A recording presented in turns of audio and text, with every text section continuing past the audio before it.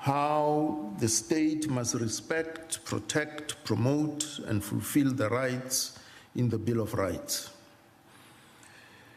But only a capable state may enable an environment that respects fundamental freedoms.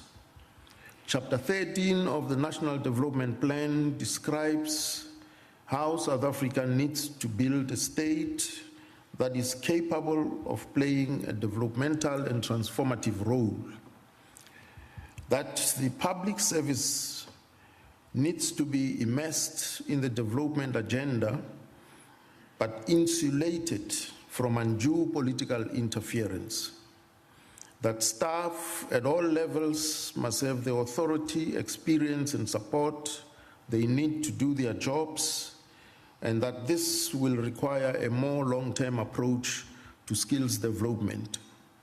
Additionally, the NDP illustrates how improving relations between national, provincial, and local government requires a proactive approach to resolving coordination problems. However, with the current situation, we must accept that to improve our national governance system and capacity, we should adapt to make our institutions in all respects more professionalized and procedure-based. The National Development Plan directs us to establish a capable state, but the late Professor Sten Sangweni, who was an expert in statecraft, viewed this as a conundrum because of the manner in which senior managers in the public service are interviewed and selected. He asserted that the whole process lacks transparency and rigor, and that in most cases, interviews are not thorough enough to ensure that the selected candidate is fit for purpose. And that his arguments are clarified if one reads chapter 4, section 12, subsection 1A of the Public Service Act, as well as chapter 8, section 42, subsection 3A. He argued that the President should rather delegate the authority to make appointments to the Public Service Commission, and that this commission should not itself act as an interviewing panel. Instead, it should put together an ad hoc panel of experts and practitioners in the portfolio where the vacancy exists, who will then conduct the interviews, discuss among themselves, and make recommendations. Therefore, the process of selecting and appointing senior managers will be both transparent and rigorous. Senior managers who are rigorously and transparently interviewed and selected for employment should then be appointed on a permanent basis as opposed to the current short-term contracts. This way, the state will become stable, capable, and professional with institutional memory. In a democracy, it is a given that governments come and go, whereas the administration of the state ought to be permanent. When we declare that the Constitution of the Republic is the supreme law of the land, we confidently affirm and accept that any other rules, guidelines, laws, obligations, or conduct that are not in line with it can be challenged and struck down by the courts. This is possible because in a constitutional democracy where power is properly shared by the executive, the legislature, and the judiciary, the courts are independent and subject only to the law and the Constitution of the Republic itself. This brings us to the doctrine of the separation of powers. The Constitutional Court of South Africa offers an explanation of constitutional supremacy and separation of powers and I quote, "A crucial function of a constitution and one of the classic features of democracies is the division of power among the three pillars of government. Constitutions protect democracy by separating state power into three arms. A, the legislature makes the laws and monitors the executive. B, the executive makes policy, proposes laws, and implements laws passed by the legislature. And C, the judiciary tries cases and administers justice. The judiciary is unique in that it is not elected, but it is independent. This means no one can interfere in the work of Constitutional Court and the other courts of the land. In practice, this means each arm of the state keeps watch over the power of the others. The courts can judge the actions of the legislature and the executive, but cannot pass laws.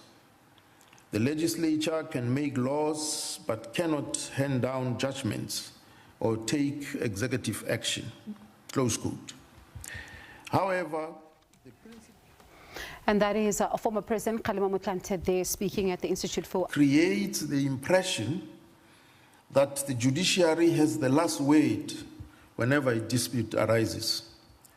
We are thus presented with a further balancing act where challenges arise in ensuring that the executive does not wield authority without being contained by the other pillars of government.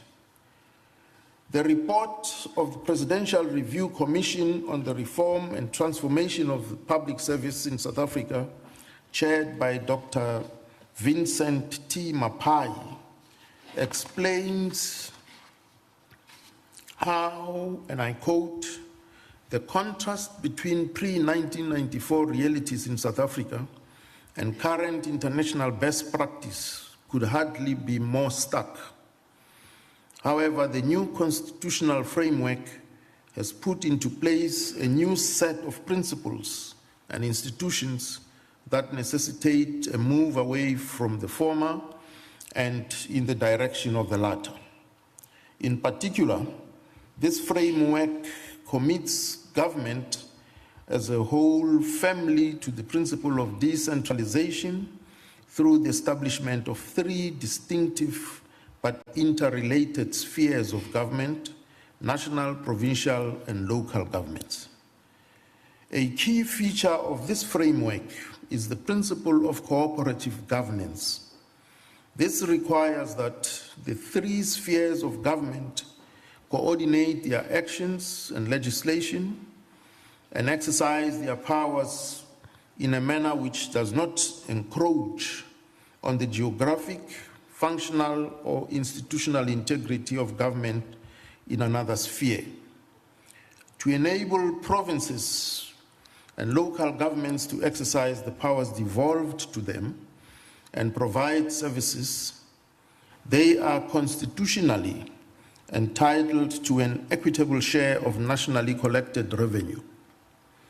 Currently, the division of revenue is as follows: 45% goes to national, 41% goes to provinces, and only 10% goes to local government.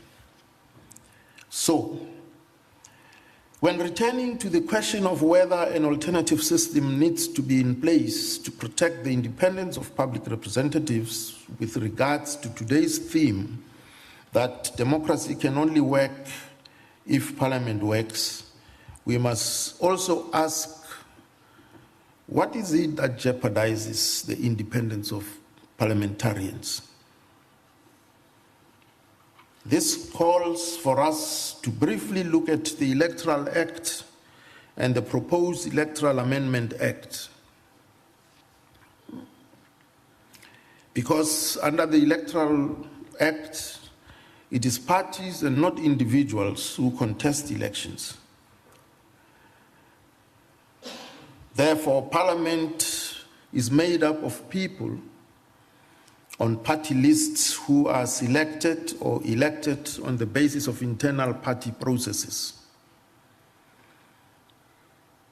And we must recognize that political parties receive public funding to establish constituency offices in an endeavor as public representatives to remain in dynamic contact and accountable to the general public.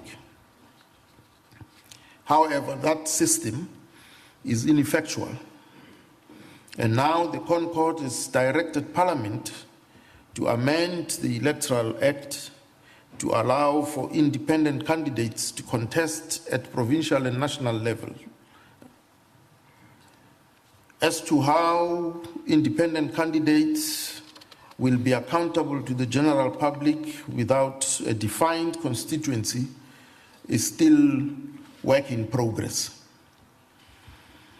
Regardless of whether candidates come through party lists or as independents, they are all required to still take an oath or make a solemn affirmation before the Chief Justice or a judge designated by the Chief Justice as follows, and I quote, "I, Tseladimi Bitwa, swear or affirm that I will be faithful to the Republic of South Africa and will obey, respect, and uphold the Constitution and all other law of the Republic, and I solemnly promise to perform my functions as a member of the National Assembly or a permanent delegate to the National Council of Provinces or member of the legislature of the province of Talakupa to the best of my ability. In the case of an oath, so help me God," close quote. The swearing ceremony mandates the public representatives to faithfully execute their roles and duties in line with the Constitution of the Republic of South Africa. One of the most important features of a constitutional democracy is constitutional supremacy. The supreme status of the Constitution is set out in Section 2 of Chapter 1, Founding Provisions, entitled Supremacy of Constitution, and says, and I quote, "This Constitution is the supreme law of the Republic. Law or conduct inconsistent with it is invalid, and the obligations imposed by it must be fulfilled," close quote. This means that any other rules, guidelines, laws, or obligations that violate the Constitution or any conduct that conflicts with it are not in line with the supremacy of the Constitution and can be challenged and struck down by the courts. It is at this juncture that we can presume the overlapping loyalty and the questioning of fidelity on the part of public representatives. On the one hand, the MP swears to be faithful, obey, respect, and uphold the Constitution of the Republic of South Africa. And on the other hand, an MP, for instance, as a party member, declares that he or she or it will abide by the aims and objectives of the party as set out in the party's constitution. So, ladies and gentlemen, certain gaps are exposed and possible frictions for party members of parliament arise because some party constitutions are silent and not expressly aligned to the Constitution of the Republic in a manner which makes it clear that the oath pledging allegiance to the Constitution of the Republic trumps the Constitution of the party, no pun intended there, and that the Constitution of the Republic is supreme or preeminent over the party constitution. Which begs the questions, how seriously do members of parliament take their oath when they become parliamentarians in relation to what the Constitution of the the constitution of their party tells them. How relevant are the party guidelines and mandates in relation to members of parliament's oath of office made under the Constitution of the Republic? It is my considered view that this lacuna gives rise to the ineffectiveness of Parliament, the omission or silence on the part of party constitutions to express their relationship to the Constitution of the Republic. If we are to create a democratic culture, we are to display exemplary conduct and respond ethically in challenging environments during times of uncertainty, then we must abide by our oaths and remain loyal to them. The future of South Africa's constitutional democracy rests partly with our elected public representatives who should act in accordance with their oath to the Constitution of the Republic with honor, integrity, accountability, and dedication for public good. And as I conclude, I would like to draw attention to how official texts tend to use the words or concepts of government, state, and administration interchangeably. And yet we know that these carry different meanings. They admit to broad and narrow interpretation. Therefore, I would like to suggest that, just for clarity's sake, at the conceptual level, it is important to distinguish government from the state, because government serves as the face of the state, but only for a term at a time. The state is permanent, but governments come and go. The totality of such a state at this point in time is invariably referred to as the sixth administration, as well as the sixth parliament, respectively. The reason we want to draw a distinction is so that we are able to clarify the different roles, and that the interface between the political principles and the administrative wing is also clear and well managed to prevent any interference in the day-to-day work of accounting officers or senior managers. Whilst we expect public representatives to contribute to the fulfillment of the Bill of Rights, we are also cautioned to acknowledge that these rights are not necessarily accessed by all members of society. There are large sections of society whose bargain of citizenship is deprivation, marginalization, and repression, as well as violence at the hands of antisocial elements and the state. Therefore, the efforts of active citizenry by all sections of society must also work together to make sure that the Constitution is not the dead letter of the law, and that democracy and rights are brought to fruition. One's own intervention as an active citizen within one's immediate environment and lived experience can make sure that another disadvantaged person is given access to these rights. and in so doing, make the Constitution a truly transformative document and reality for more people. At the end of the day, it takes all of us to act in solidarity or in concert with one another or collaborate to make constitutional democracy to work, and that this is a continuous process, an abiding struggle. And I thank you for your kind attention.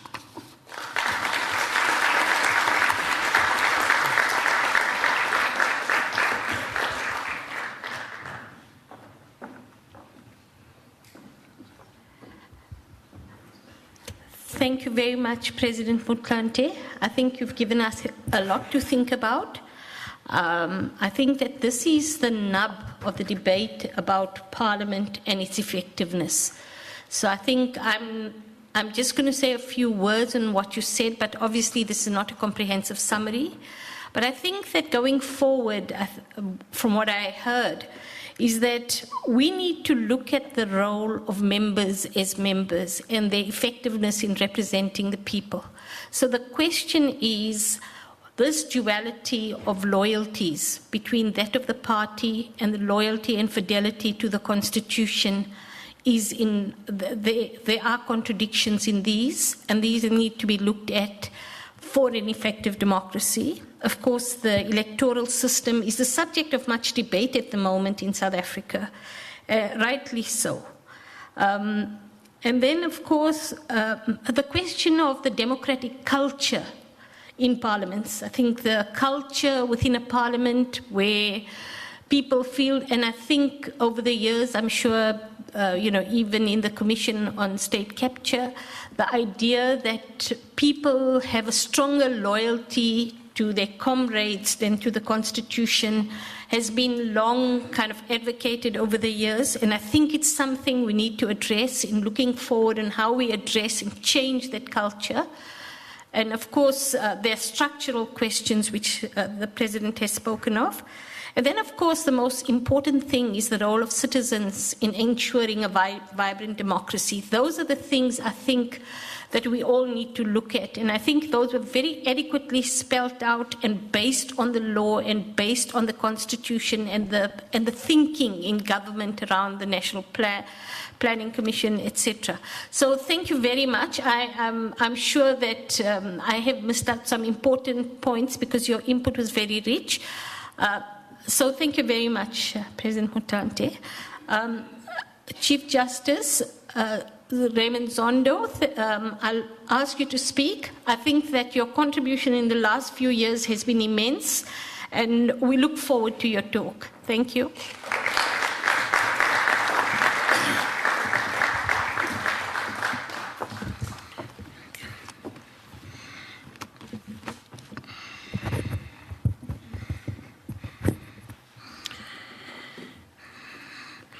Program Director, thank you very much. Fasila Mohammed, former President Kgalema Motlanthe, Acting Director of IFAA, Emeritus Professor Citus, Professor Gregory Davids, UDWC, Justice Goldstone, whom I met before I came in here,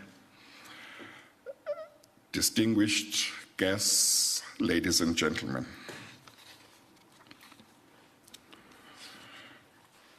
I'm very glad to have been invited to this conference and to be part of this dialogue. In his letter inviting me to deliver a keynote address at this conference, Emeritus Professor Citus informed me that the Institute for African Alternatives had embarked upon a new project, namely in defense of our constitutional democracy decode. Parliament as the cornerstone of public participation.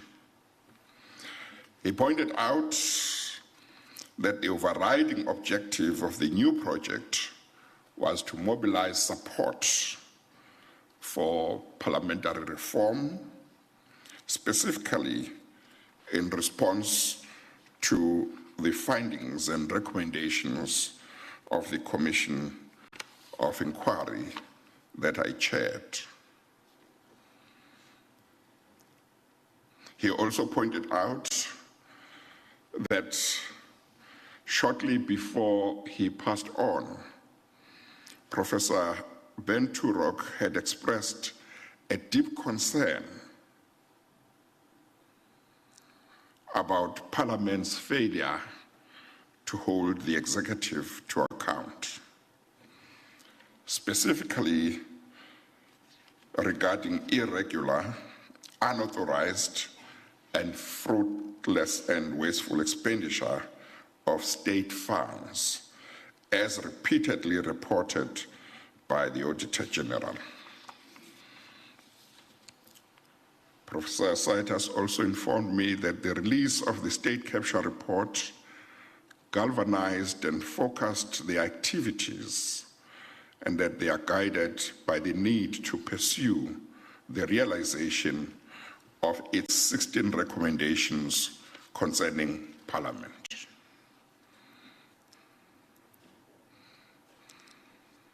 He said the aim of this conference would be to report on reforms being implemented by Parliament by this time and the work that would still need to be done in terms of the framework of the Commission. I wish to take this opportunity to applaud the Institute for its decision to launch this new project this year called In Defense of Constitutional Democracy, Parliament as the cornerstone of public participation.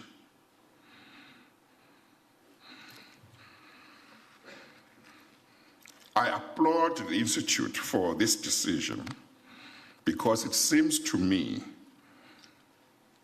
that there could not have been a more appropriate time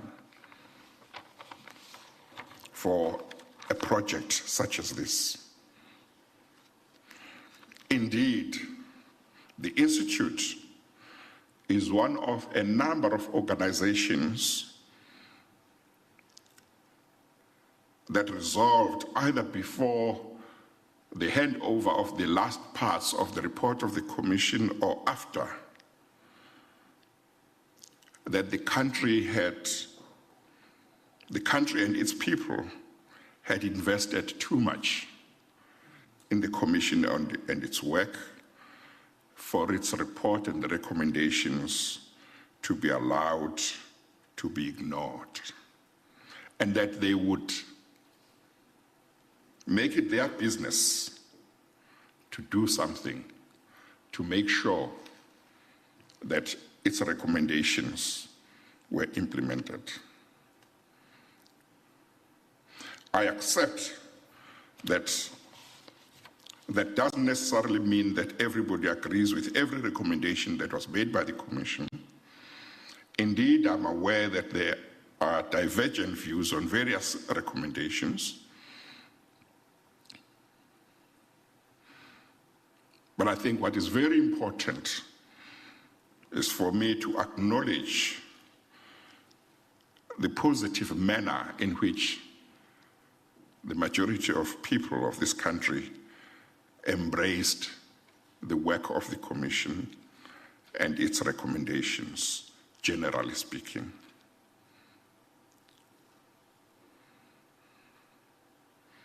There are a number of organizations who wrote to me after I'd handed over the last report to the President, saying that they wanted to do something to make sure that the work of the Commission did not go to waste.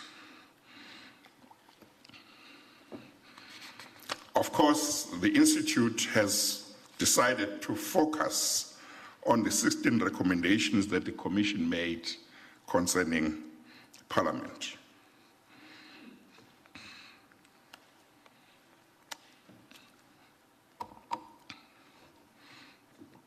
I think it is quite appropriate for an organization of the size of this institute to decide where its focus would be out of the many recommendations of the Commission. And it seems to me that focusing on the recommendations that relate to Parliament is quite critical.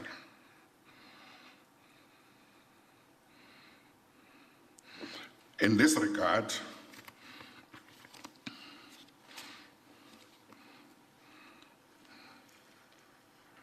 I want to refer to Section 42, subsection 3 of our Constitution,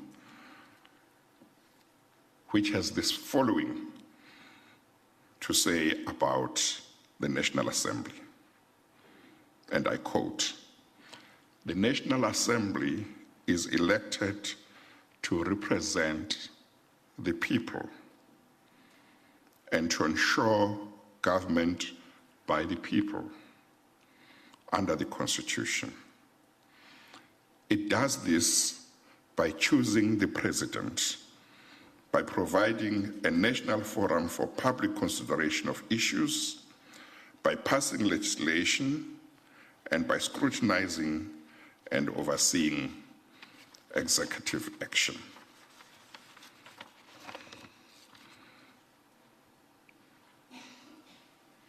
That section is quite clear. The National Assembly is elected to represent the people and to ensure government by the people under the Constitution.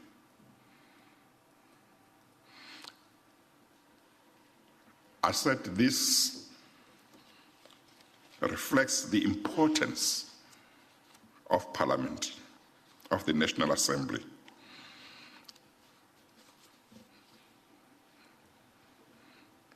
But it also relates to the point that the former president made in his speech.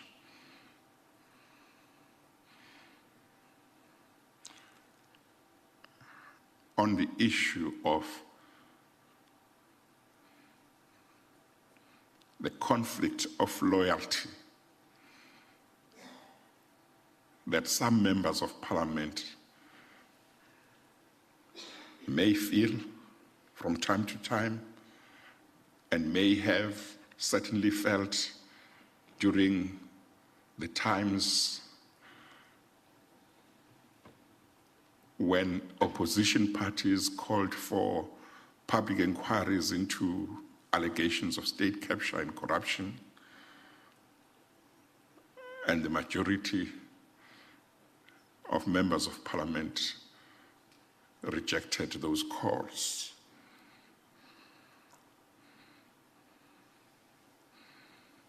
It is a very critical issue.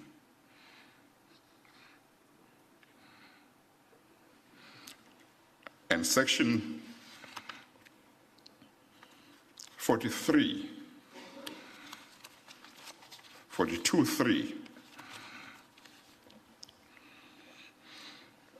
is consistent with Section 48 of the Constitution,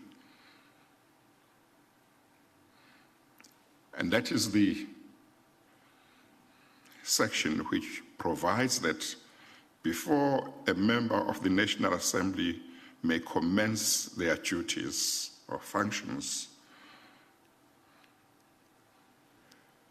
they must swear or affirm faithfulness to the Republic and obedience to the Constitution. in accordance with Schedule 2.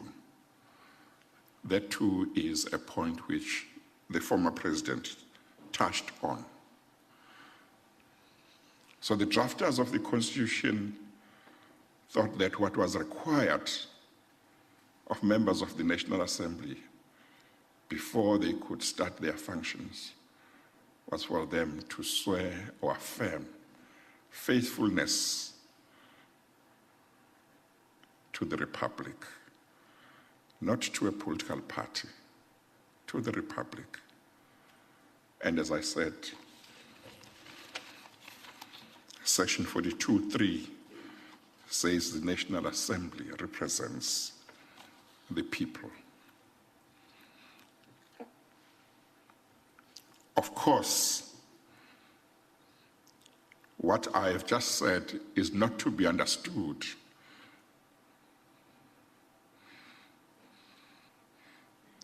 to mean that the fact that members of parliament get to parliament via their political parties is irrelevant, because it is not.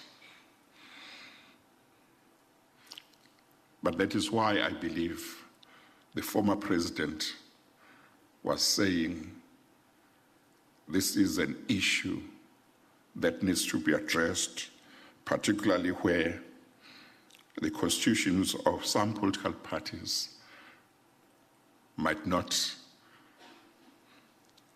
acknowledge these provisions of the Constitution,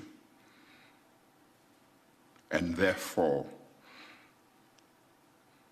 create some conflict for some of the members, of their members, when they have to make certain decisions as members of parliament.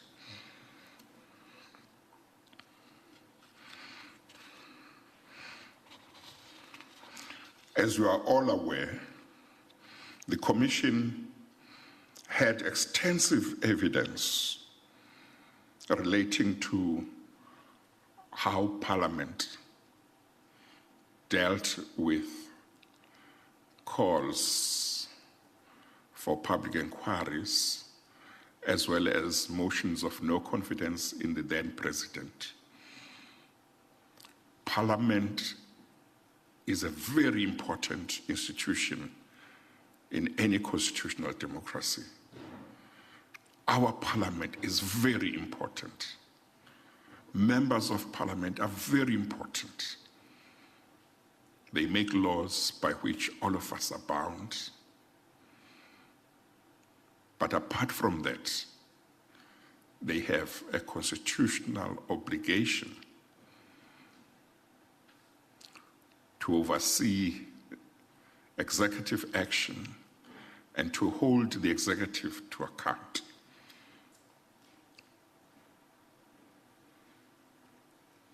But you will all recall that long before the Commission was appointed, the Constitutional Court had found in quite a few cases that Parliament had failed to fulfill its constitutional obligations to hold the executive to account.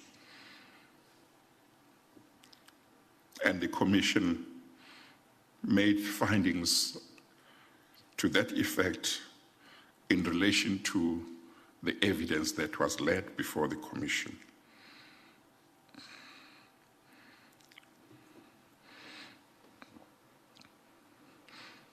I referred earlier on to that part of the letter that Professor Saita sent to me, inviting me to this conference, to a statement he made that Professor Benturok, before he passed on, expressed serious concern about Parliament's failure to hold the executive to account, particularly in relation to irregular expenditure, fruitless and wasteful expenditure, unauthorized expenditure. Some of you may recall that part of the evidence that was revealed in the commission was exactly that.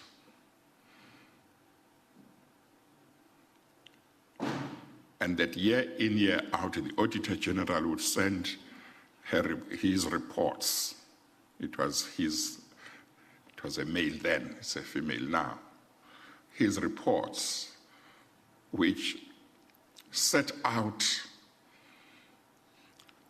irregular, unauthorized expenditure, fruitless and wasteful expenditure, and which set out challenges in various SOEs as well as municipalities.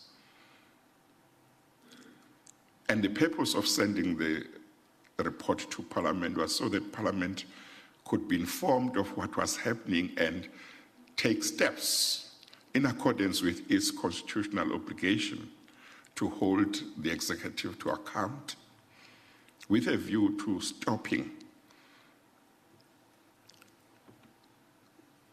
the waste of taxpayers' money and with a view to stopping wrongdoing in various entities to which the AG's report related. It may well be that Professor Turok may have seen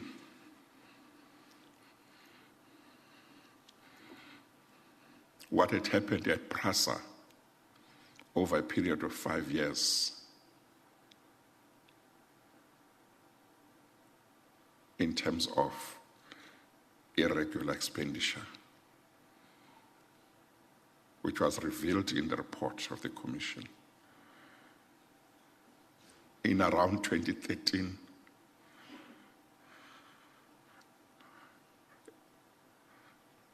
I think the irregular expenditure was about 100 million rand, but about 5 years later, it was more than 1 billion, if not 2-3 billion. And each year it was going up. And nobody was doing anything about it.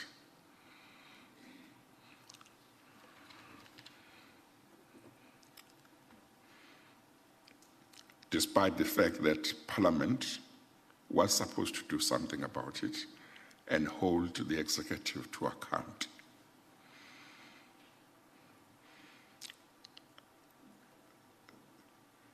That was not just that.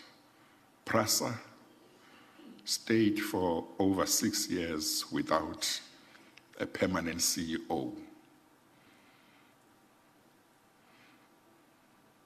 And one would have expected that the relevant portfolio committee would not have allowed that kind of situation to continue for so long. I'm not sure whether at the moment PRASA has a permanent CEO. I know that at the time of writing the report of the Commission, there was a CEO who was appointed, but before we finished our report, I think he had been dismissed after serving only 1 year.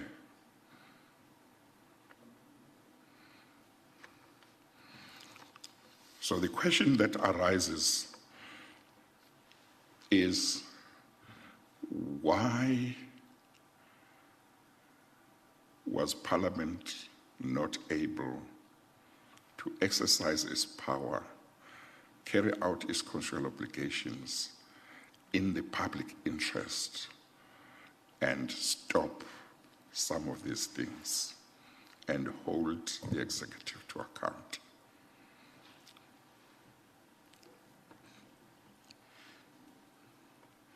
Part of the problem may have been that Parliament did not have the right capacity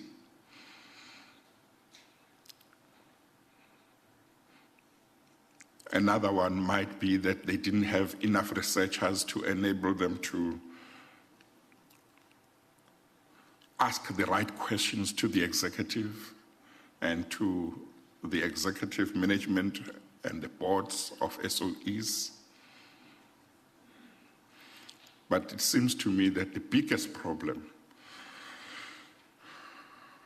may have been this, that if I was a member of the majority party, I thought that holding the executive to account would make my colleagues see me as behaving like the opposition. So therefore, I would not want to be seen to be behaving like the opposition. Therefore, I won't carry out my constitutional obligation.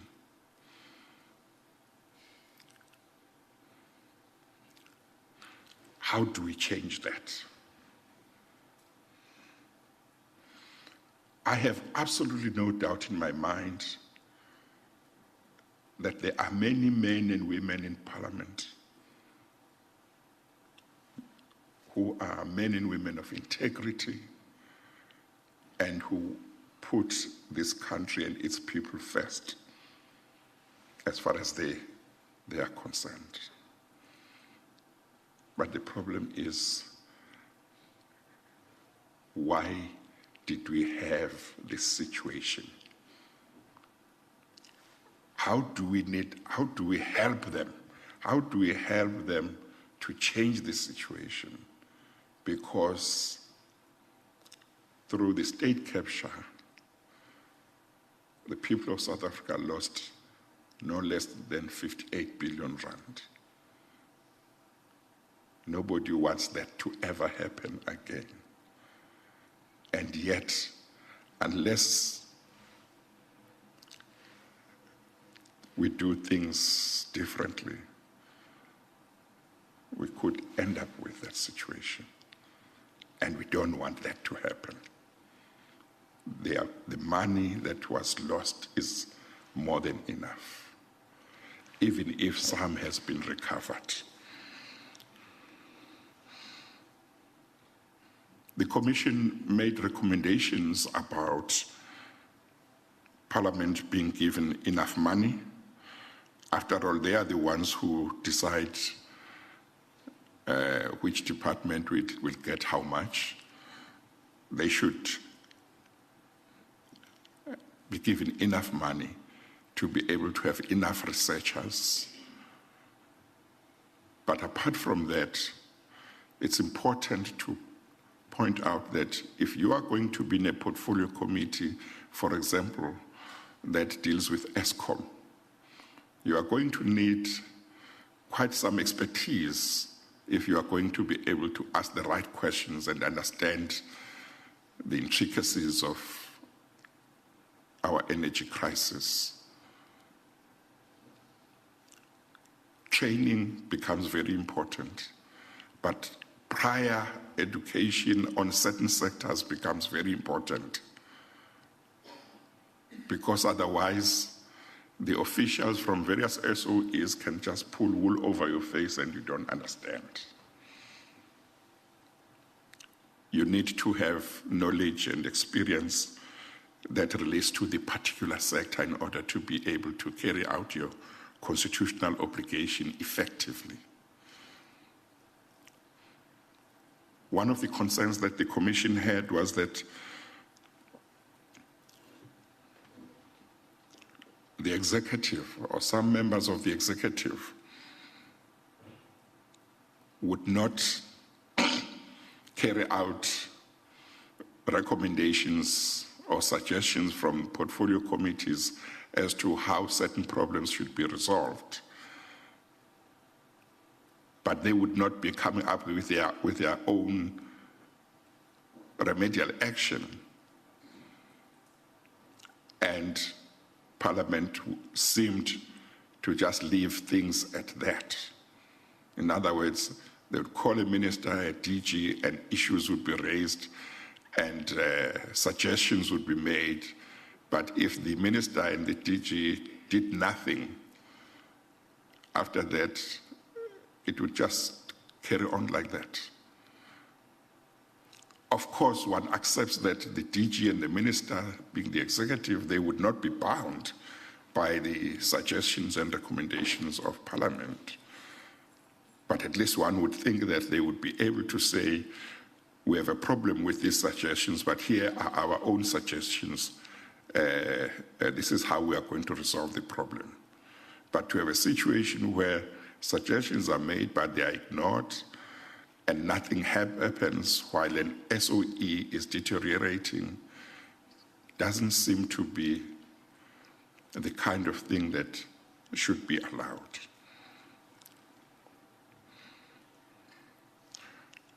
The Commission also recommended the establishment of a portfolio committee that would be responsible for the presidency. I understand that Parliament is still undergoing or has undertaken a study to see how in other countries the presidency or a prime minister is held to account by a portfolio committee. That recommendation came really as a result of the evidence that was placed before the Commission in terms of what happened during the period 2011 to 2017.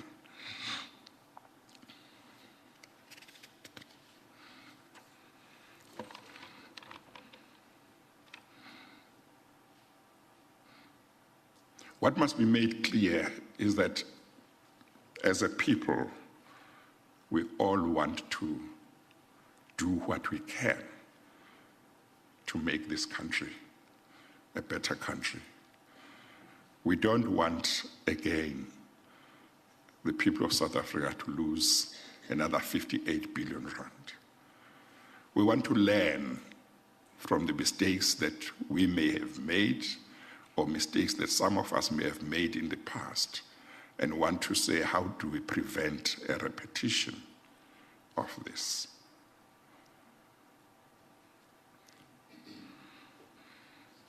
You will all recall that one of the recommendations that the Commission made was for a permanent anti-state capture and corruption commission. I'm aware that there have been diverse views on it, and that's healthy. That's our democracy.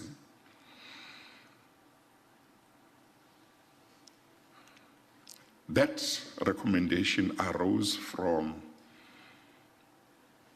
a sense of despair to say, Parliament had the opportunity and the power to stop state capture, because if it had allowed the motions for the establishment of public inquiries, parliamentary public inquiries, in all probability, state capture would have been stopped because of what would have been revealed.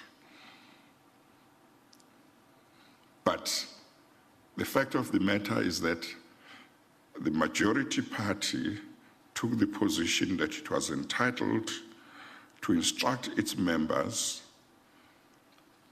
not to vote with the opposition or not to support motions from the opposition parties on those matters, including the motions of no confidence in the president. And talking about that, I seem to recall that Ben Turok was one of the members of Parliament who at some stage abstained, or it was reported that he abstained from voting.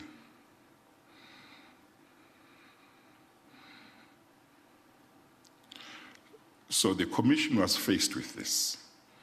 Part of what it was supposed to do is to say, if there was state capture, if you establish who were involved in state capture, if you establish what brought about state capture, you need to come up with measures, recommend measures that will make sure that it doesn't happen again. And the question was,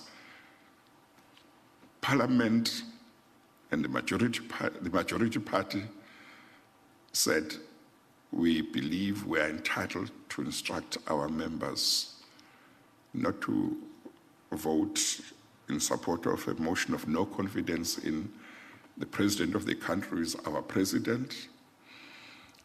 We think that that's not good for the country.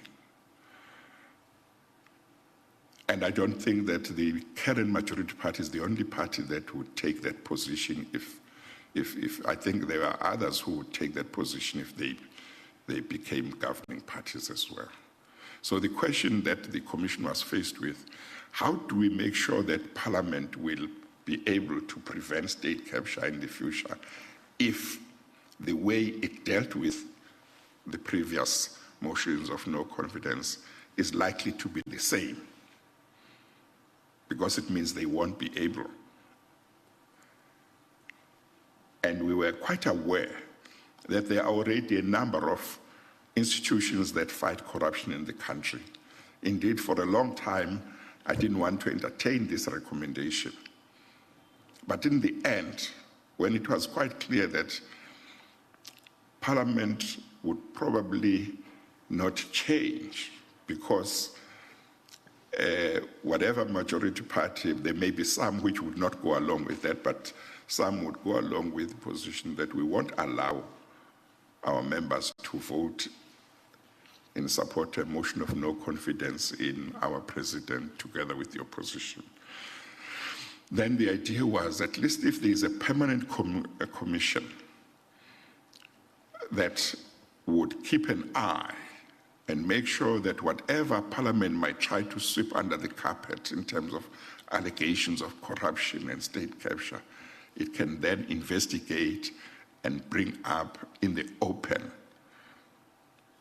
That would make sure that the people become aware of any serious corruption involving a president or ministers or a government, and hopefully a strong public opinion would force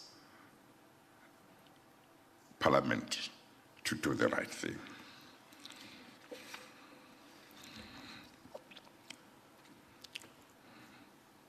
So I think that Parliament has a very important role to play in bringing down levels of corruption in our country, in making sure that in the future we'd never have a repeat of state capture.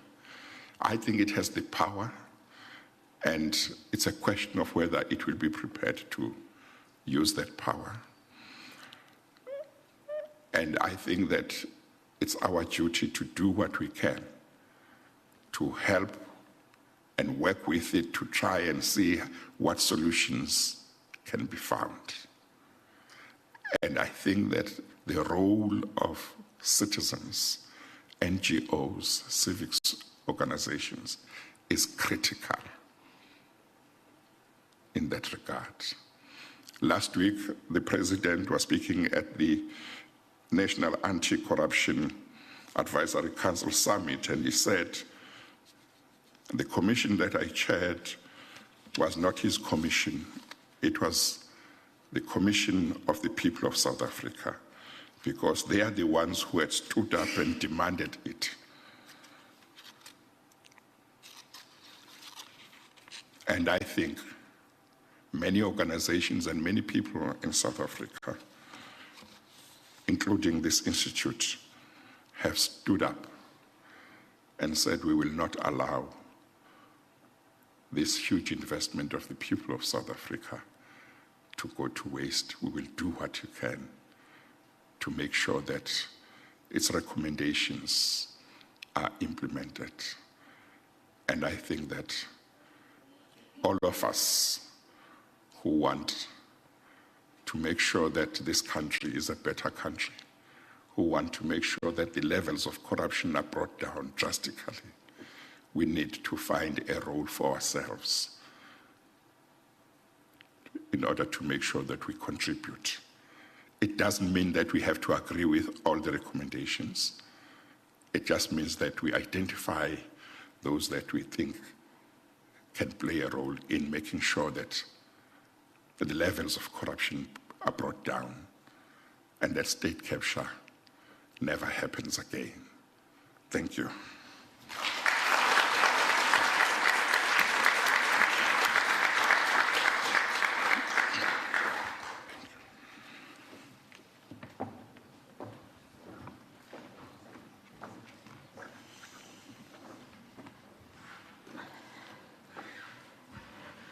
Thank you very much, Chief Justice. I think that everybody was listening very avidly to your input. And I think you raised the critical question about what needs to be done to ensure that Parliament has its role. We know that there is, it's entrenched in the parliamentary culture that members of the executive disregard, and it's part of a kind of culture where members of the executive do not necessarily take Parliament seriously. And the point that you made about Parliament using its own power to ensure that it becomes the change, I think is quite critical. I think also you raised a very fundamental point about the public interest and the role of civil society to make sure that public interest is always well served.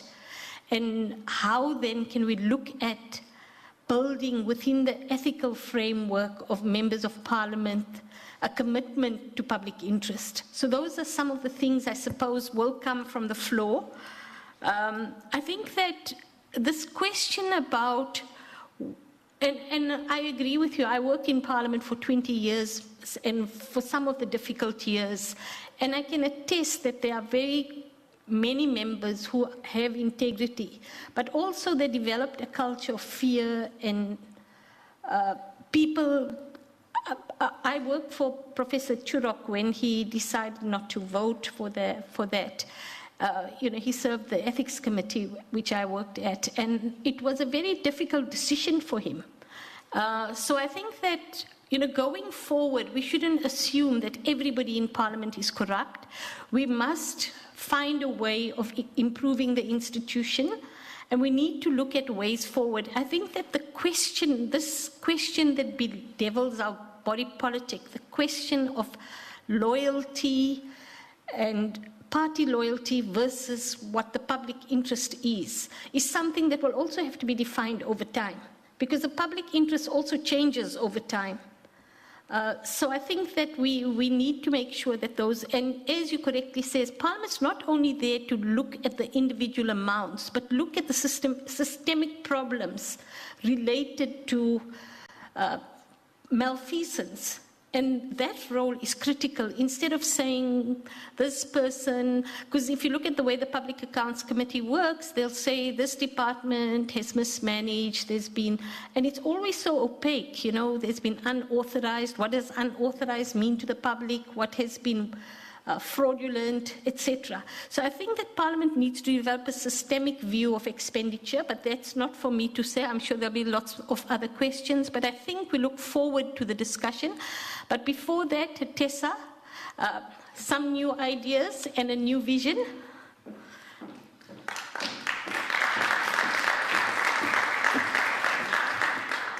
Well, that wasn't in my brief.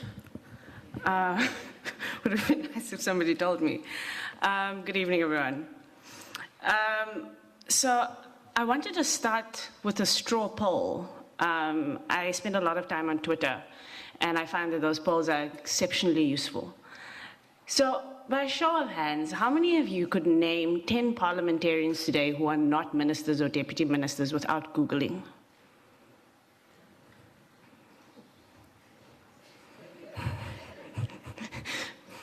Are you sure? You look unsure. I ask that because, as both speakers have already said, it's the people's parliament. We, the people, own the House, and the people who occupy the seats occupy those seats at our behest. Yet we don't know who they are. That should be an anomaly in a democracy. It should be strange in a democracy that we don't know who represents us. Now, another show of hands. How many people in 2019 read a full political party manifesto? Don't fib, guys. Not a poster, not a pamphlet, a full manifesto. So glad it's the young people that are saying, and Professor Taylor. Because you might say, well, we have a system where we choose parties, but we haven't even done that work. So we, as the voters, have elected parties and people we don't know. A fundamental reason why our parliament is not working is because we allow it to fail. We, the people, have allowed our parliament to descend into a vacuous place where people we don't know meet to do things we don't care about. So, what do we do about that? A young man in Lazi last year said something that really stuck with me, and if you've heard me speak in the last year, you've heard me speak about him. He said, the reason why young people are not voting in South Africa is because we get the vote and they get the democracy.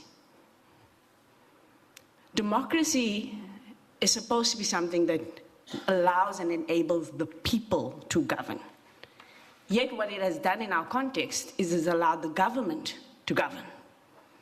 And by that, I do mean the executive, because Parliament just doesn't do anything. And it allows the government as the executive to do whatever it wants, right? And so the role of a Parliament needs to be clarified, but I don't think we need new ideas to clarify the role of a Parliament. I think we know. I think we need new ideas about how we as the people enforce that those people who we have hired to sit in those chairs on our behalf do their work. And until we as the citizens get involved in that, Parliament will continue to fail. So I am not a defender of democracy, and that's a very difficult thing to say on the stage with a former president and a Chief Justice.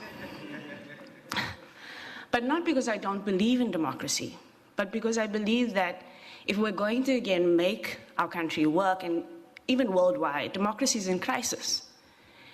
And the forms of it that it's taken on now, the institutional forms it has right now, may not be delivering in all instances in the ways that they should.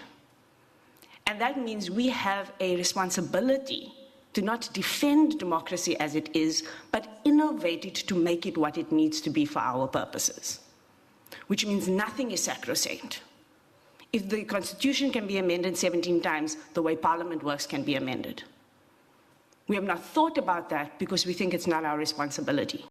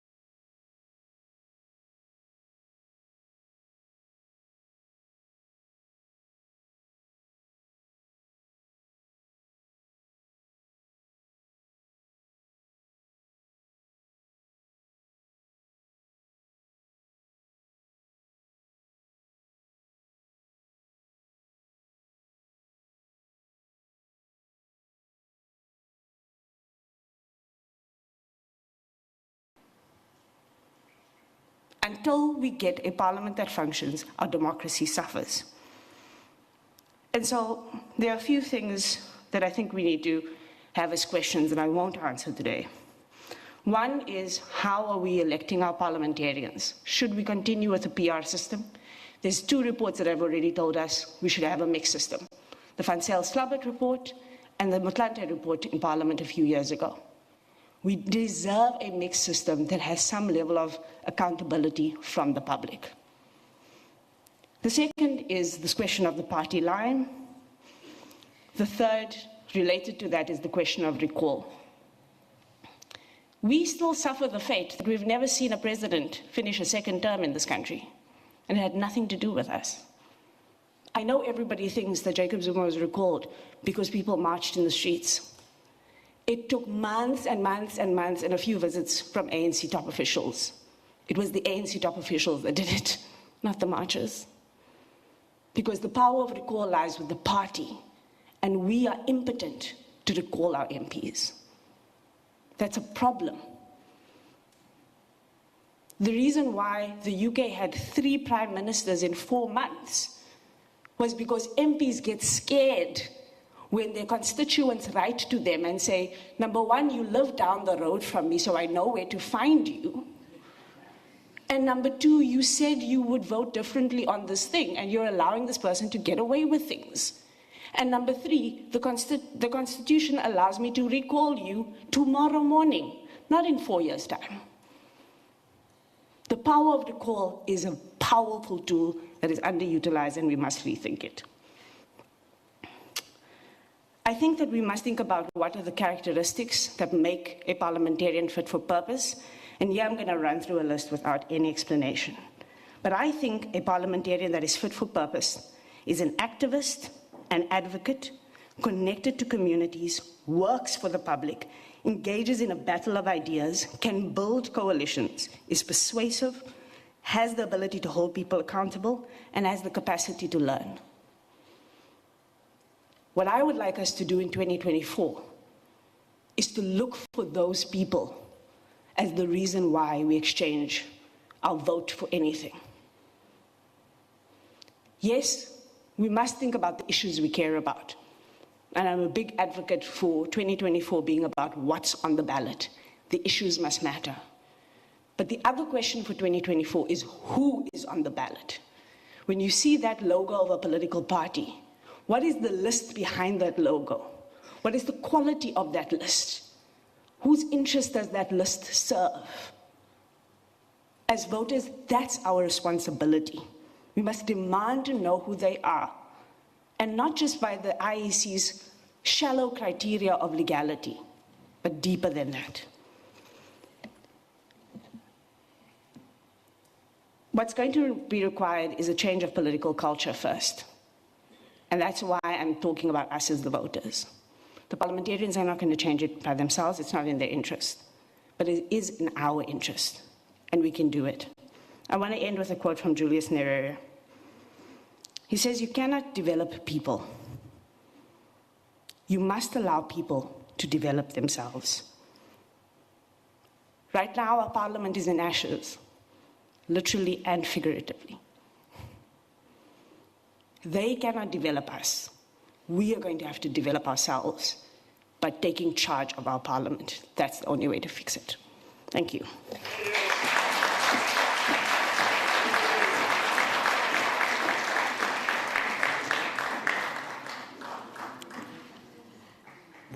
Thank you very much, Tessa. I think that you raised some very important questions. So the first is, what are the criteria for membership to the National Assembly? How as a country do we determine what are the characteristics of people who should be members? The second thing is, once again, the question of the power, the huge amount of power in the hands of party bosses and and the party line. I think the question you raise, and it's a question maybe for some time in the future, but how can a parliament, or could a parliament exist without political parties? Because I think that that's another question. I don't know. Is the time for parties over? I'm not sure. People will say. And then, of course, the relevance of Parliament itself and how it's been functioning. I think that you may be mistaken with the activity of Parliament from post-94 to before 94. And I'm just saying that because I'm biased. I know that in the transition years, Parliament won the award in the first two parliaments for the most number of legislation passed anywhere in the world. But just to give you perspective, I think that Parliament is a difficult place to navigate, and absolutes are not going to cut the discussion. So I think that it's really critical. The points you raise, though, are very critical. The question of members, how do they represent the constituency? So, for example, with the party funding, you know, the constituency funding in Parliament, it's actually quite unfettered. Parties are given money based on their proportion that they receive. Some parties opt for constituency officers, and other parties don't have constituency officers. They say they deal with their media, with their constituents remotely. And other parties have regional officers based on their size. So Parliament doesn't prescribe how that money is used, just that it's used, and they have to provide audited statements that it's used for constituency work.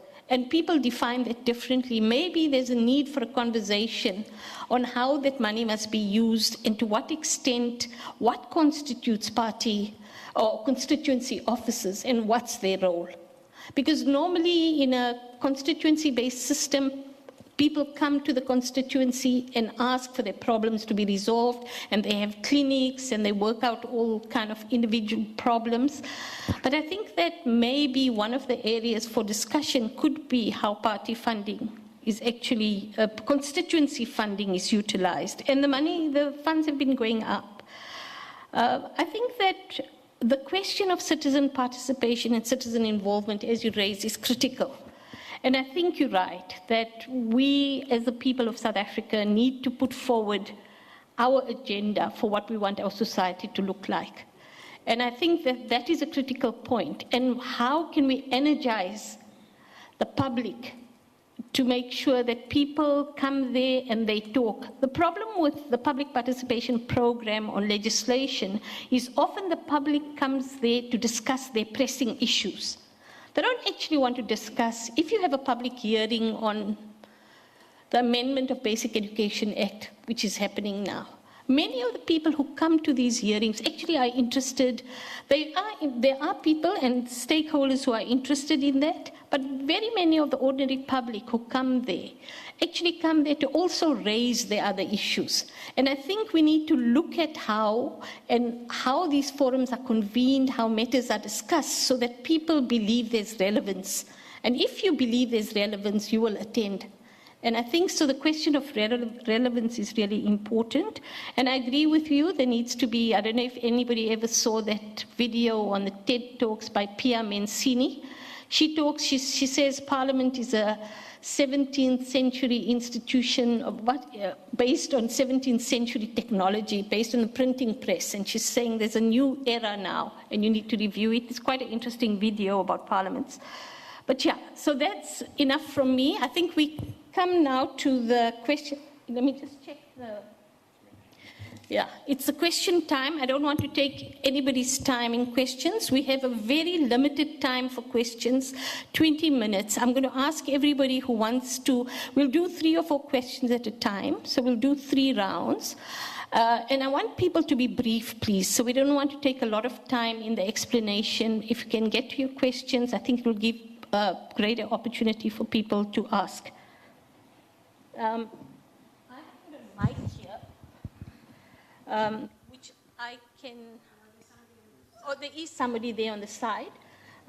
I also have this mic. I was given double mic, so I'll stand here, and if people can put up their hands, please, and I'll start from this side. 1. Anybody else from this side? 1, 2, that side?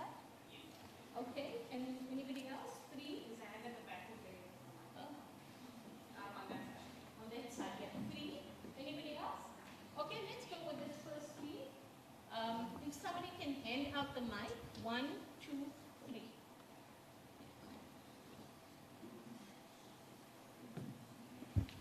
Hi, thanks so much. My name is Bulelani. I'm from SABC. My question is directed to the Chief Justice. Chief Justice, I like this statement that has been made by Tessa, where she says that judges are playing politics because politicians are failing to do their jobs. My question is exactly coming to that. In the discussions or forums that you go around lamenting how parliamentarians have failed to implement the recommendations of the Zondo Commission report. Do you not think, as the head of one arm of the state, the judiciary, you're going to be seen as meddling in the affairs of the other arm of the state, which is the legislature, parliament? That's the first question.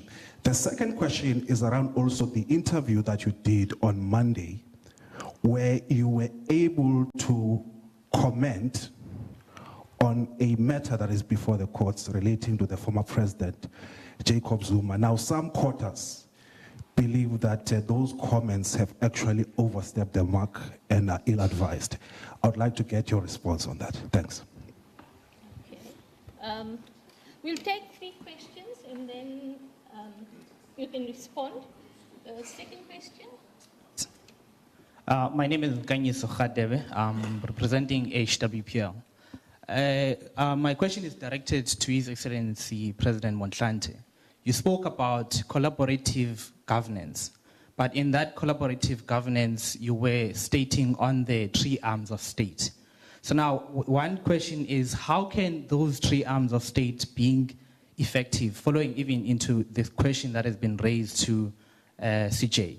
And secondly, understanding that, for example, having access to ministers to engage on certain issues, it's like you're trying to meet a president, but you're trying to meet a minister. Our ministers, or in many departments, are very inaccessible because of number of red tapes. So now what would be, in terms of when you're looking into the role of the civil society in the same context of collaborative governance? Because there are a number of organizations that are contributing a number of issues that we are facing as a country in trying to address those issues. What can you advise into those civil societies, and in terms of what can be more effective when we look into the collaborative governance, where even the civil society have more voice on what is happening into the country, questioning what's happening, but also even their work that they are doing on the ground to address many issues that we are facing in our country. Thank you. Hi, good evening. Thank you, Professor, and for everyone for their very useful. Thank you, everyone, for your very insightful comments. Thank you. I have 2 questions, one for former Deputy Pres and one for Tessa. Former Deputy Pres, you said earlier that democracy is more like a journey than a destination. If that is the case, then could you tell us some road marks to look out for on the road to true democracy? Like, what are the milestones that we should say, like, road marker 1, you've gotten this far. Road marker 2, you've gotten this far. And Tessa, my second question is, if you were to tell everybody in this room to go and do one thing to go and change their political practices, what would it be? Thank you. The Chief Justice, and if he then just passes it to President Motlanthe and then to Tessa, then, okay, you've got the mic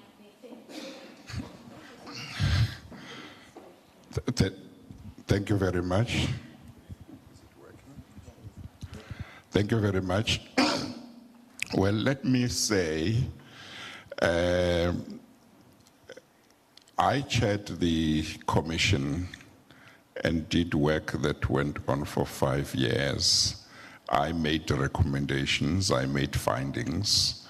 It's quite in order that when I'm invited to speak, because I was chairperson of that commission, in relation to matters relating to the commission, that I should do so.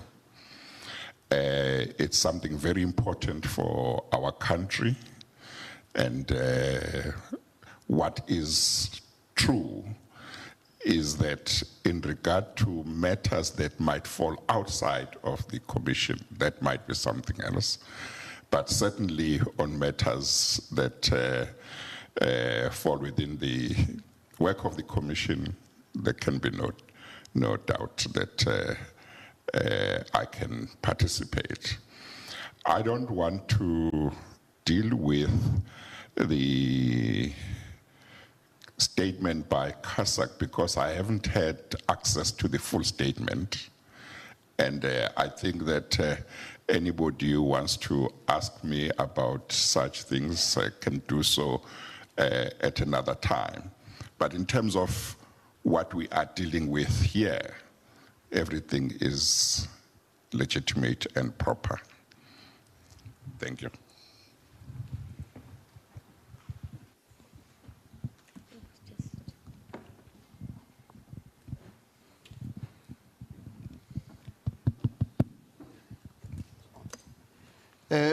Thank you very much for the question around cooperative governance.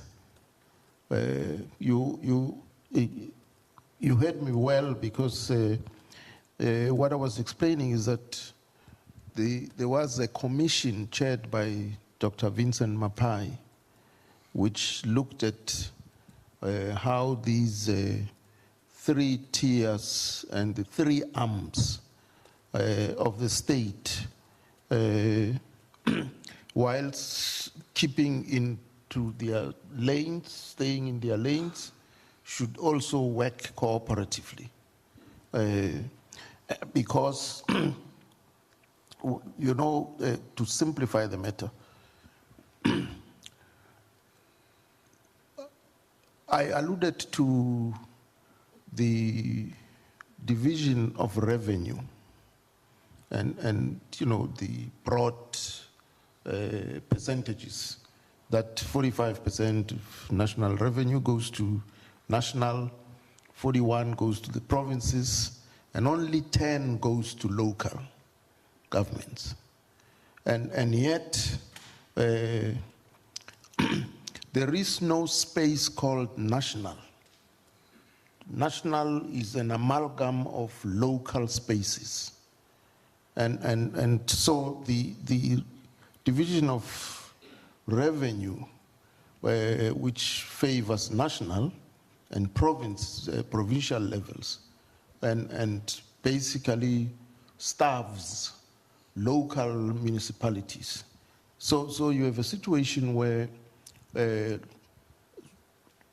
local municipalities can't even attract the right skills because, just to give you an example, if someone serves in a legislature as an MPL, that person is entitled to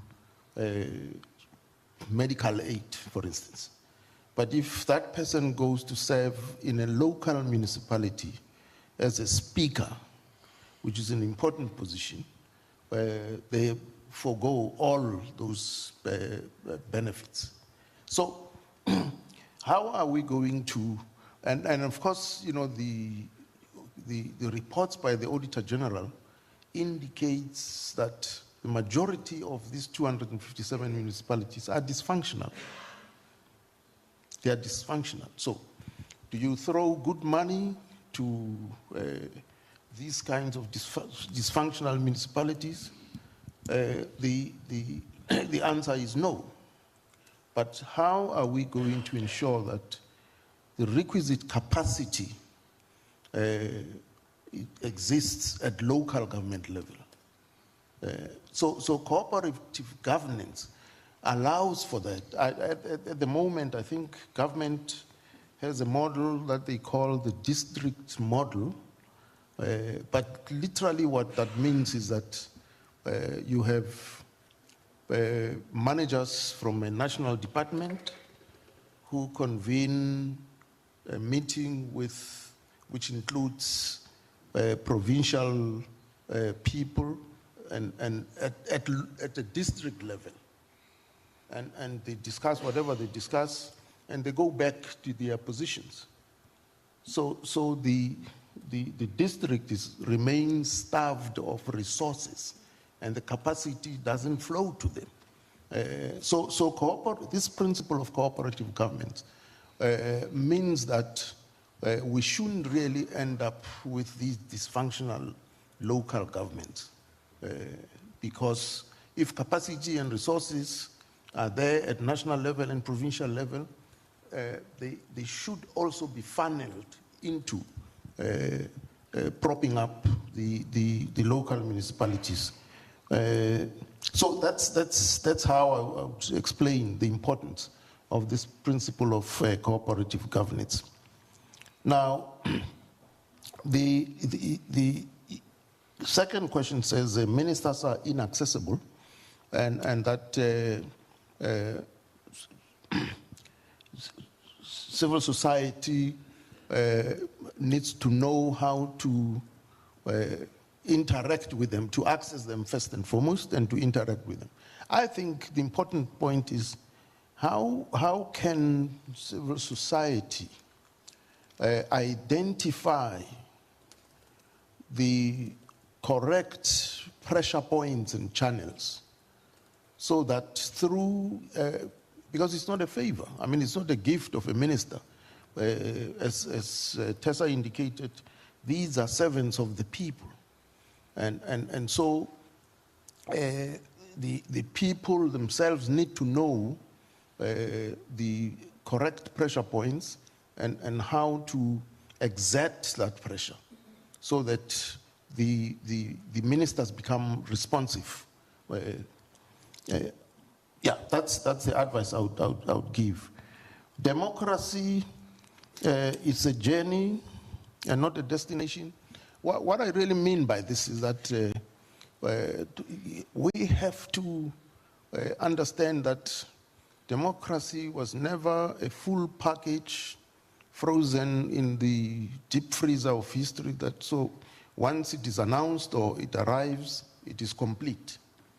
So you have all these rights in the Constitution, and the majority of the citizens don't know about these rights. They don't know how to access them. So it's an ongoing struggle that must involve the broadest cross-section of society that to ensure that these rights are enjoyed by every South African citizen. And that entails an ongoing struggle because even if, you know, the rights are established, the Constitution says, you know, access to potable water is a human right. But we still have communities where they have no access to potable water. They draw water from stagnant pools and rivulets. You know, they share with their livestock. How do we ensure that that right to access potable water is enjoyed by all South African citizens? That's what I mean. So it's an ongoing, continuous struggle because if you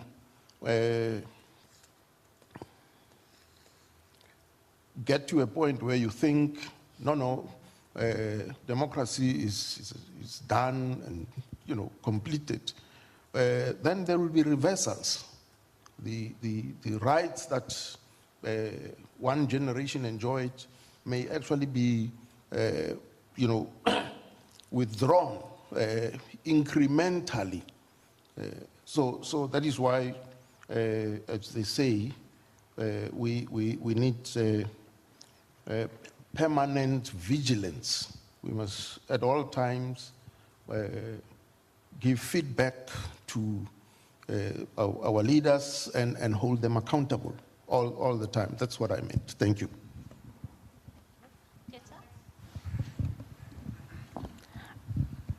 I'm not sure if this is on. Great. Thanks for the question. So the easy answer is politics is too important to be left to politicians, and we must all just start to grapple with that. In the work that we do at the Rivonia Circle, something that we've learned through doing community-based engagements around democracy is that our citizenry is not inactive, it's just unactivated.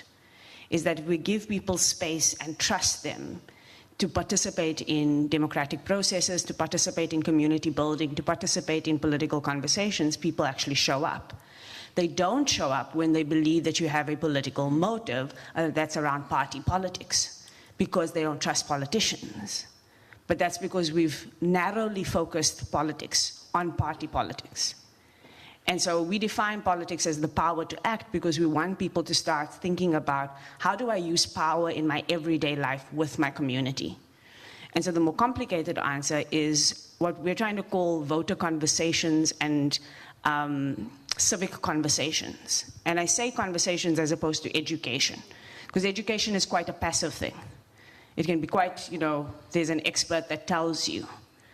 But I think we must start giving each other, especially the majority of people who are disadvantaged by this society, give each other the dignity and the trust that we know actually what it is that's going on in our communities and we can do something about it. And conversation is an end point to what some of my comrades and friends called the organize, mobilize, conscientize method. The conscientizing is the conversation. But to get to good conversations, we're going to have to mobilize. We're going to have to organize ourselves. We're going to have to get into constant conversation with each other where we share new ideas, fresh ideas, and we use our collective power more and more and more. I firmly believe right now that we're just a demobilized society, not an inactive one. But if we start to organize the way political parties do, but just as voters and as communities more, I think we'll start to make headway.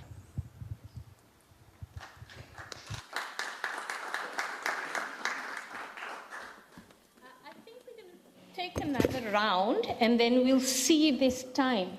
I just want to have a look at the time. So there's 1, 2, 3. Oh my word. So, okay, 1. There was someone else here, 2, 3. And then there were a few hands there. There's a lot of hands there. 1, 2, 3, 4. If I can ask you to be brief and then also, if we can just say to whom the question is directed. We've also got some questions online. I hope you've got time to take them as well. Okay. After this, thanks. So this is a very responsive audience, which is great. If you can send me the questions, Moira. Yeah, I'm not sure where. Maybe we can take 2 online. And then can I start here? I'm sorry, yeah. Okay, with you first. With the white shirt? Or is it a white shirt? Oh, okay, you've got the mic position. We heard something of the power or weakness of the majority. Is there not a solution to have a secret ballot? Can we not do that and then not find that we've got differences of opinion within each of the parties? People work on conscience, not on loyalty to a party. Do what your conscience says. Can we not have a secret ballot? That's the question. Okay. With the white jersey, grey jersey here. Thank you very much. I am Simpiwe Silwana. Sorry, to whom was the question directed? Just generally to the panel? I think the question was, to the President and to the Deputy President, please.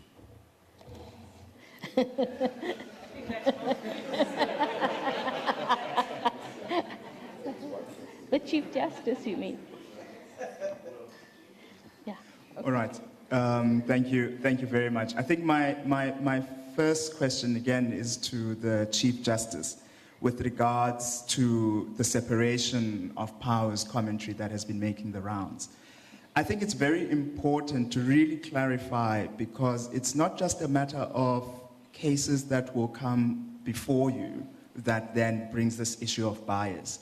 We also have the South African government litigating now against the Guptas and in their extradition case. So now if they bring up all these videos of the head of our judiciary being apparently biased, we will never be able to extradite them back to South Africa. And we all want them to come and face justice. Now, Comrade Tessa, it's very interesting when you did that poll and here, and you also spoke about the influence of Twitter. And it just shows how, and a lot of people here did not read the manifesto, etc. And it shows just how we sometimes fall into our privileged elitist traps, where we don't necessarily believe that the masses of our people back home have actually read and made an informed decision in terms of who they vote for. Yes, we have an issue with regards to the quality of our membership and whether parties are the best to represent us. But we cannot take away the fact that citizens voted for those parties based on informed decisions, based on informed information on their manifestos, and in some regards on those parties' resolutions. And there are checks and balances and how they interact with those political parties. We saw with the Motlanthe report, apologies for just saying Motlanthe report, it speaks of a hybrid approach where independents also can run. But who do those independents report to?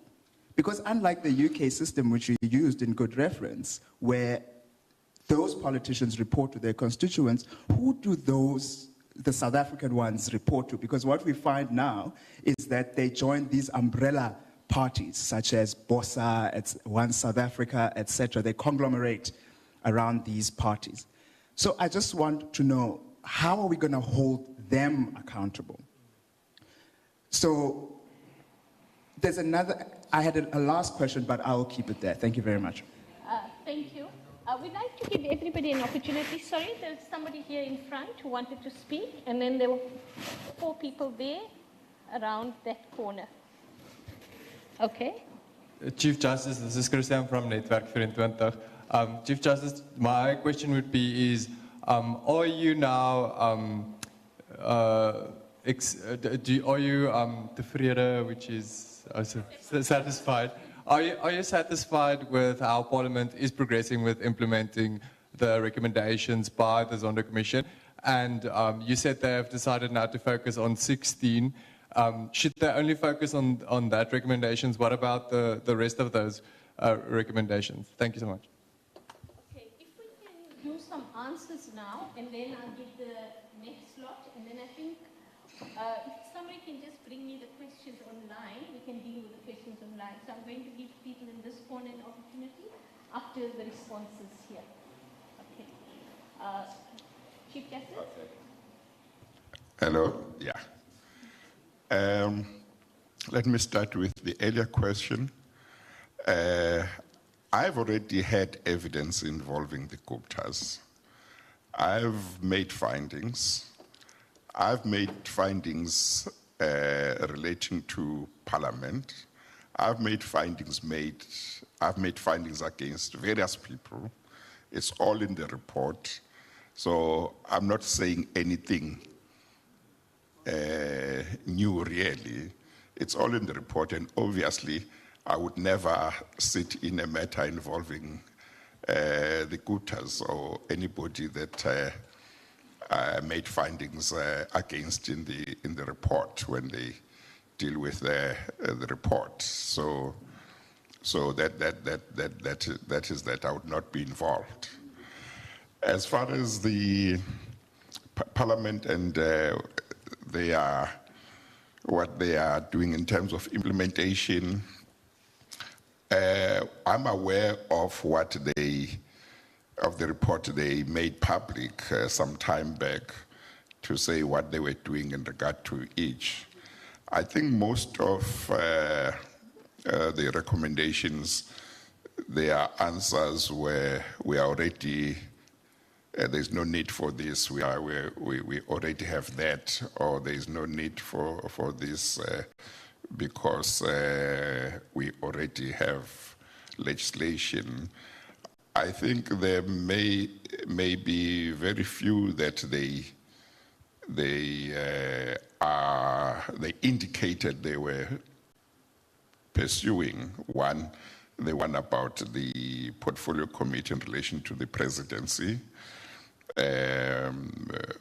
Another one, they said with regard, for example, to increasing their research capacity. I think they said they were already in the process of appointing more researchers, or they had already done so. And in terms of following up on matters of oversight in terms of the executive, where ministers or DGs were expected to address certain problems, they said they already had some mechanism to do that. So, but I think my recollection is that a lot of them, they said there was no need for that because there's legislation, or they were already doing something. I think that was basically their response. I do have some reservations, but that's the response they gave.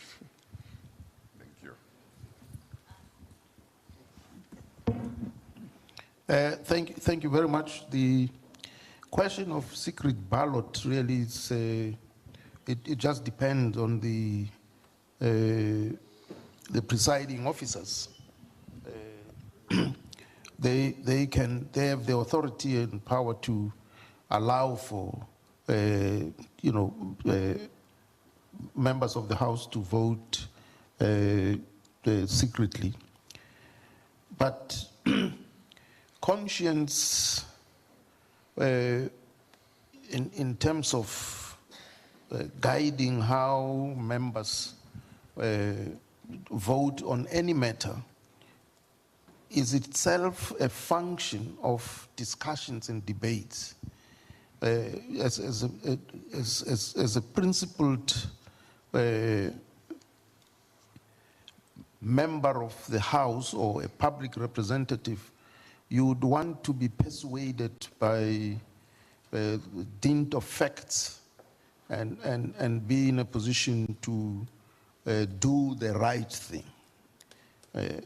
But of course, as I indicated in my input earlier on, the difficulty with the current party list system is that the parties contest elections and not individuals. And then the list of each party is arrived at through internal processes. Now, correctly speaking, I mean, each party ought to field members that it has confidence in. That these members will do the right thing, and that the party itself would not at any given point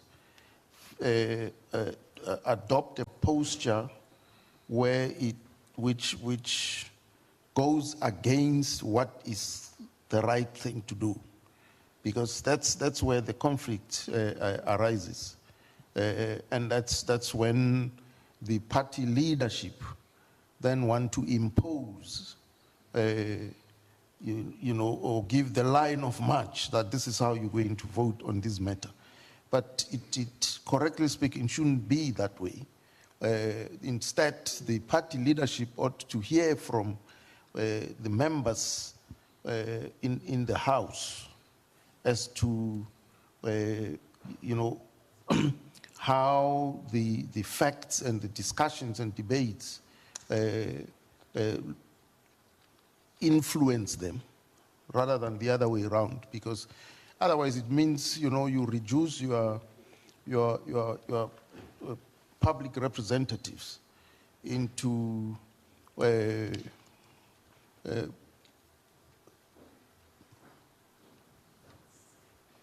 how shall I put it? I'm trying to find the correct word. into voting fodder, really. And that's not how it should be, because a party gains prestige if its members in the House or public representatives are seen to be upright and acting in the best interest of the people, because then the people benefit from that, and the party then gains from that. But if the party leaders decide on behalf of the public representatives, then the party basically will slowly slide into the morass where it is not trusted at all. So my short answer really is that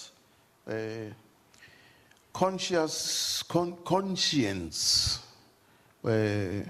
finds expression in how people understand the issues.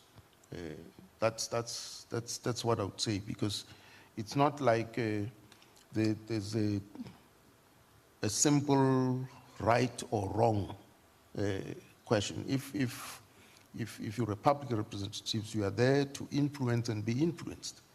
And one of the important,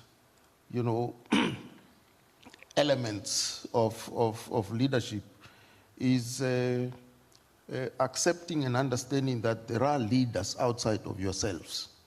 And so the views that might come even from the opposing benches may actually be correct views. And there's nothing wrong in appreciating and accepting that. Yeah. Thank you. I want to actually add on to that, even though I'm not a president. Because Parliament's burnt down, City Hall means that parliamentarians actually have to now vote vocally. And when I saw that for the first time, I thought this is the most powerful moment I've seen in Parliament's history. Because I think if you're representing the public, you must be able to represent the public with your whole chest. If you're going to vote wrong loud. And then let's judge them on how it is that they vote. I really have no interest in secret ballots. None whatsoever. On the question is actually directed to me. Manifestos. So we weren't born in boardrooms, Chief. We were born in communities, and we're still in those communities, and we work in those communities. I've been in 81 communities in less than 18 months, talking about exactly these issues. And I can tell you people are making informed decisions, but they're not necessarily making them because they've read a 200-page manifesto. Manifestos are actually inaccessibly written by political parties unless it's a one-pager letter that a political party actually wrote a one-pager letter once, which was fine, but I don't think parties are doing the work of actually canvassing their manifestos. I think they canvass slogans a lot. I think they canvass bullet points. I don't think parties are doing that work. I mean, I would challenge parties to actually translate their manifestos into different languages so that you actually can have real conversations about those manifestos. So I think people are informed, but what is informing our votes is extremely fluid. And I wouldn't say people don't, are not reading or not willing to, but I do think it's inaccessible in the ways that it comes forward. The other issue was independence. So that question should be asked of parties as well.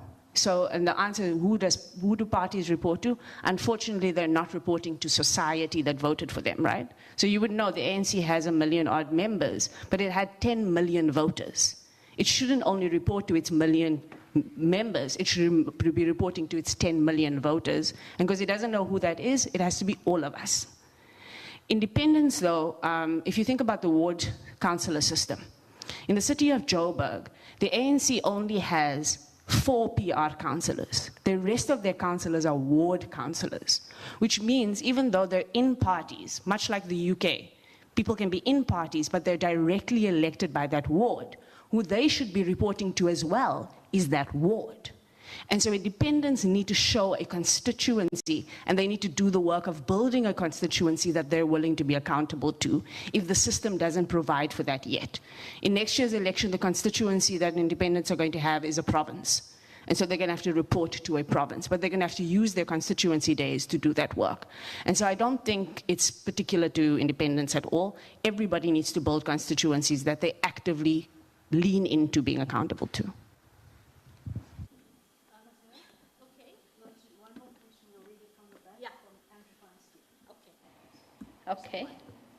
Okay, there's a question from online, and then I'm just going to ask whoever then next speaks, ask questions to please do so quickly, because I think we're running out of time, and we are past time already. But I don't want to stop the discussion, so if your question has already been covered, please don't duplicate it. Moira, can you read the question?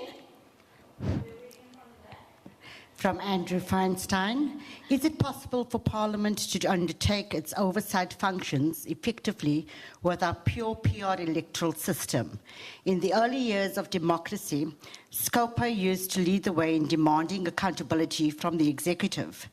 Then during our second democratic parliament, SCOPA was effectively neutered around the arms deal. ANC MPs who demanded accountability were removed from the committee and in some instances from Parliament. A mixed electoral system would have made this much more difficult for the executive to do. The role of the NPA and the justice system in acting against transgressors is also an important dimension of the accountability cycle. Thank you. Okay, can we just do a few of the others and then we can conclude?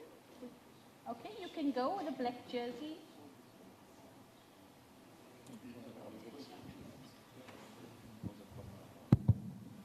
Good evening, my name is Matthew George. Given what the Chief Justice discussed in his presentation regarding the necessity to prevent a recurrence of factors that facilitated state capture, and our understanding of the role that the public protector plays in that effort, I would like to hear the Chief Justice's perspective on the newly appointed public protector's proposal to criminalize the non-implementation of the public protector's remedial action, which she contends would make her work more effective. Could you capture me? I can't hear. Maybe your mic is too close to your mouth. Okay, can you hear me now? Yeah. Much better. Okay, so given what the Chief Justice discussed in his presentation regarding the necessity to prevent a recurrence of factors that facilitated state capture and our understanding of what the role of the public protector is in that effort, I would like to hear the CJ's perspective on the newly appointed public protector's proposal that the non-implementation of her remedial actions be criminalized, which she contends would make her work far more effective. Okay.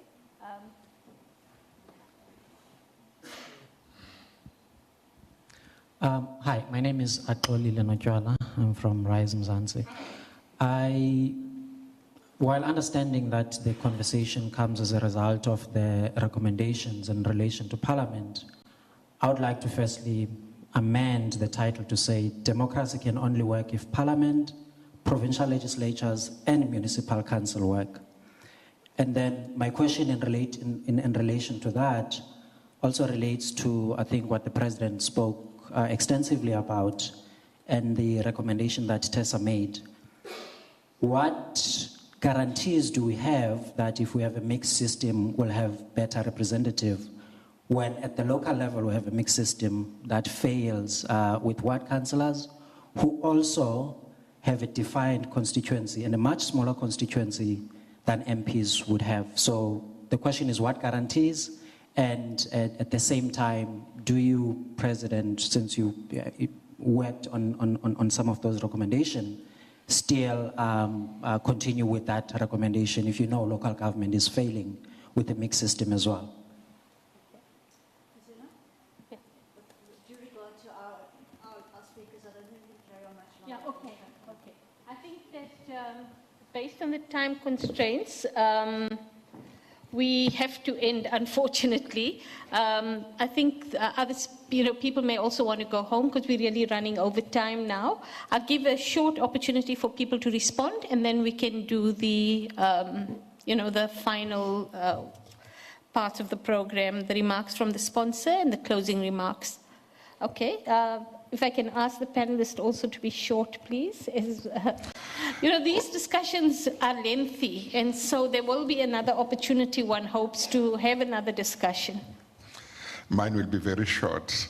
I don't think that I'm in a position to comment on the public protector's proposal.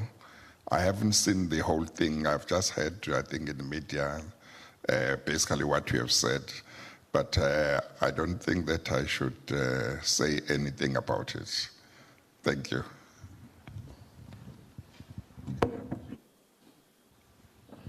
Yeah, in terms of, you know, the hybrid system, PR and constituency-based, the experience at local government level is that it's a mixed, you know, outcome, because I know of constituency or ward councillors in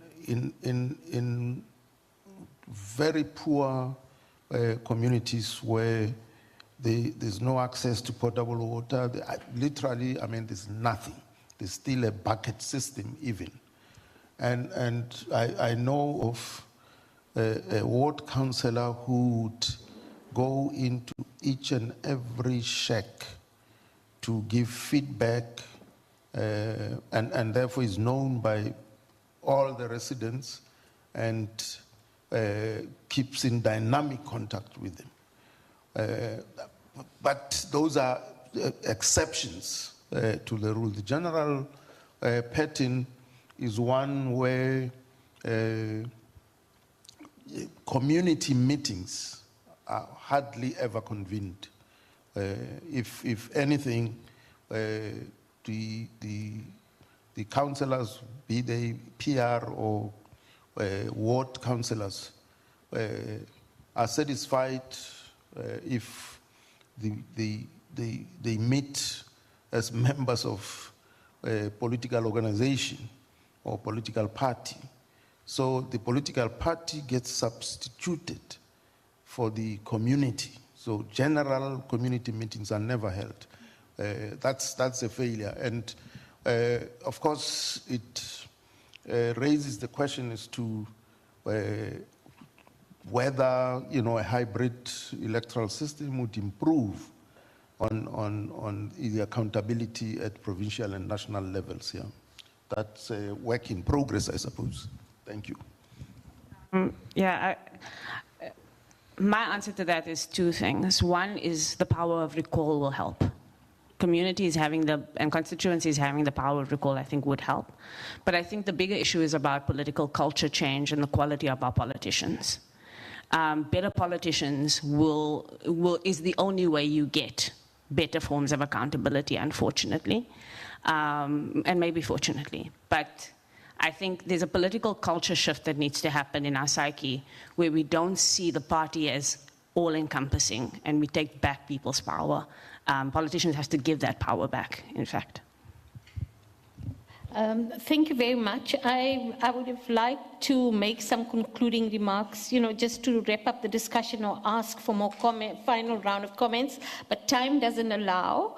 I think that can we call the sponsor, Justine Jones, Acting Deputy High Commissioner of Australia.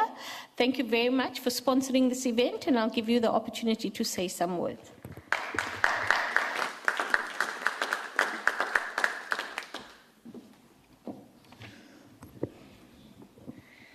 Thank you very much, Program Director. Chief Justice Zondo, former President Motlanthe, esteemed members of the panel, it's such a privilege to be here tonight amongst some real giants of South African public life. Thank you so much, and I also wish we could keep going. So thanks for the opportunity to say a few words. The Australian High Commission is a proud partner of IFA, and we're really pleased to support the Decode project. The High Commission has supported almost 50 projects just in South Africa and many more over our 7 countries of accreditation just in the last 5 years across many sectors. So governance is one we like to focus on, but we've also supported projects in health, education, food security, gender equality, economic empowerment, and many more. Australia and South Africa's democratic and parliamentary systems are rooted in our specific historical and political contexts. There are many important differences between our systems for these reasons. But as constitutional democracies, we share a lot. We share robust democratic institutions, a commitment to human rights and inclusivity. Our parliaments are expressions of the diversity of our societies. Australia's current parliament includes representatives from First Nations, Asian, Middle Eastern, European, Pacific Islander and African backgrounds, including a South African-born senator. We also share a free, independent and vibrant media, or the fourth arm of government, and a robust civil society. And I think the fact that we're here in this room having these conversations tonight is testament to the strength of the civil society sector here in South Africa.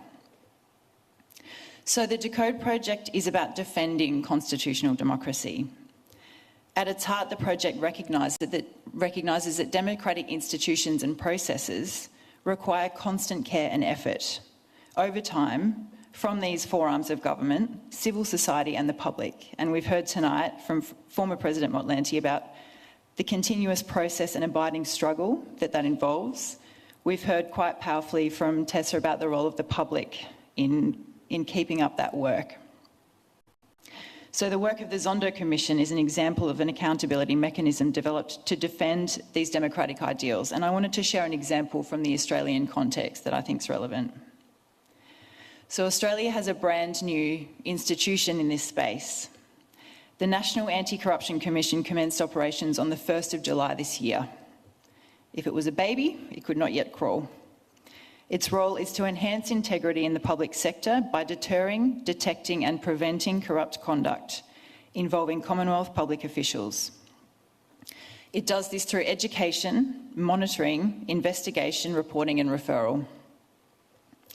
The establishment of this independent agency was subject to, I think I can call it, quite lively debate over many years as our parliamentarians grappled with how best to give effect to the public's desire for a national anti-corruption body.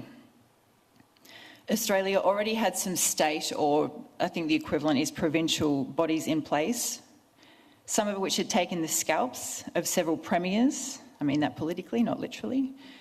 Our largest province, whose capital Sydney shares some of the beauty of this great harbour city of Cape Town. So anyone, that's any member of the public, can make a referral to the National Anti-Corruption Commission for investigation. In its first 100 days of operation, the NAC received over 1,200 referrals and it's opened a number of investigations. The new commissioner of this body said he sensed a changing tide in the affairs of the nation, which might significantly change for the better the governance of our country. Australia's work on combating corruption therefore continues to evolve, driven by committed stakeholders in all sectors of society who understand our shared interest in proper and effective administration. Alongside our domestic efforts in that area, Australia engages in international fora. And in some of these, we work alongside South Africa. These include the G20 Anti-Corruption Working Group and the OECD Anti-Bribery Convention. It's been a real honour to join you tonight to gain an insight into how South Africa is similarly defending its own democratic ideals. We have shared interest in each other's success. Thank you.